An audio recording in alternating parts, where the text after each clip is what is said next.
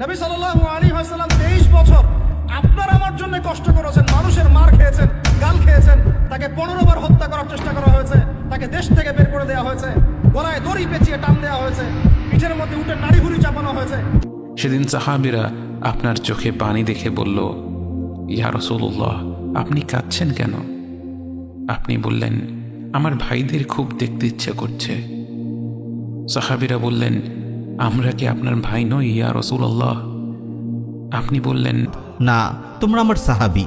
আমার ভাই হলো তারা যারা এখনো দুনিয়াতে আসেনি। আমি তাদের সাথে হাউজে কাউসারের পারে মিলিত হব। বিশ্বনবী পাগলের মতো একবার হাউজে কাউসারে যাবেন, একবার সিরাতে যাবেন, একবার পুলসিরাতের দিকে, একবার হাউজে কাউসারের দিকে পাগলের মতো দৌড়াতে থাকবেন।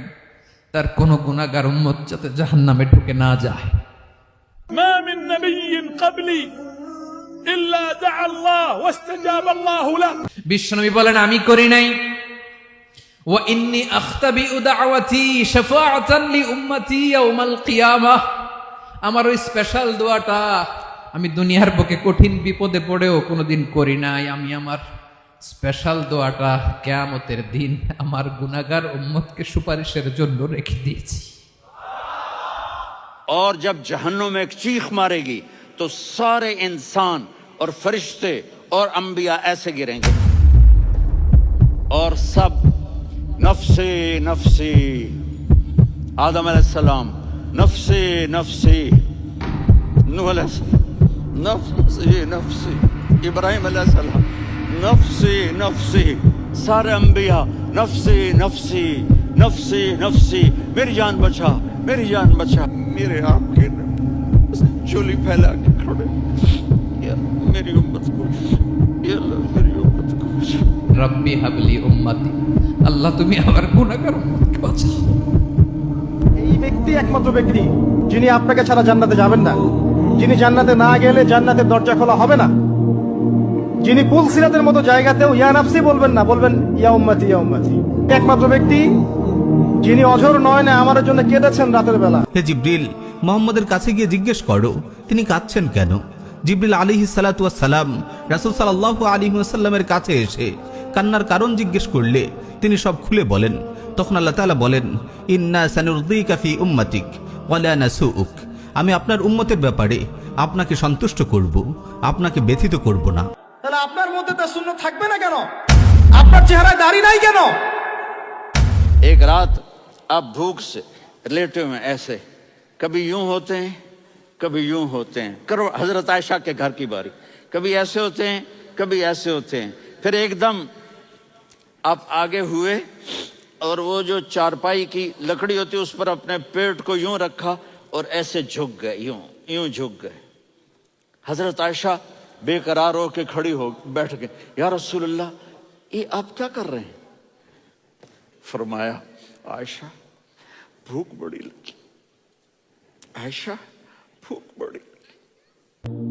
যেদিন প্রচণ্ড ক্ষুধার তাড়নায় আবু বকর বেরিয়ে পড়েছিলেন, পেটে সারাদিন এক ফোঁটাও খাবার পড়েনি, তাই পেটে পাথর বেঁধে রেখেছিলেন।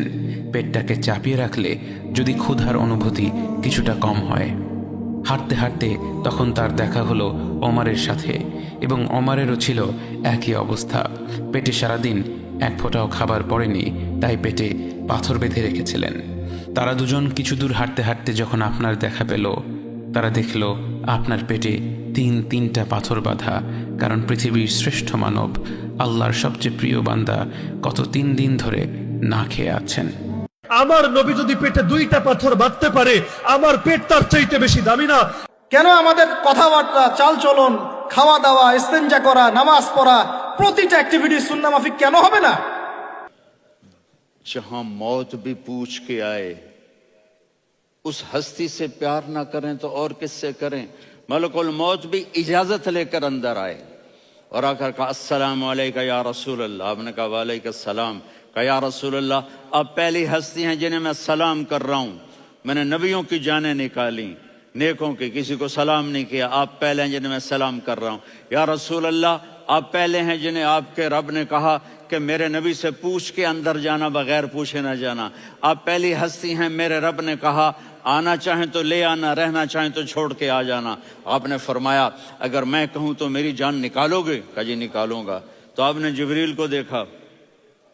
आदमी यहां से सवाल करता है कि तू क्या कहता है, जाऊं या ठहरूं? तो जिब्रील कहने लगे या रसूल अल्लाह, अल्लाह आपकी मुलाकात के शौक में है। ऊपर सारे स्टेज सज गए हैं आपके वेलकम कहने के लिए। आज सातों आसमान के फरिश्ते इकट्ठे। सुनो अब मेरी आखिरी बात है। आपने कहा देखो हसन हुसैन के लिए हाथ नहीं उठाए, देख रहे थे तड़पता हुआ जहर में और कटता हुआ सर, उनके लिए हाथ नहीं उठाए। आपने जिब्रील से कहा जाओ अल्लाह से पूछ के आओ मेरे बाद मेरी उम्मत के साथ क्या करेगा। ये जो हम बैठे हुए हैं गुनाहों के दाग अपने सीने पर लेकर, चेहरे पर लेकर, का जाओ पूछ के आओ मेरी उम्मत के साथ क्या करे। मलकुल मौत वहीं खड़ा रहा, जिब्रील वापस गए और वहां से पैगाम आया कि मेरे महबूब हम आपकी उम्मत को तन्हा नहीं छोड़ेंगे। मुझे मेरे रब की इज्जत की कसम, इधर टाइम भी खत्म हो चुका है, मैं आखिरी बात कर रहा हूं, अगर उस वक्त मेरे नबी ये अल्लाह को न मनवाते तो आज हम भी बंदर खंजीर बन के फिर रहे होते। दुआएं दो उस कमली वाले को जो अपना जिगर कटा गया।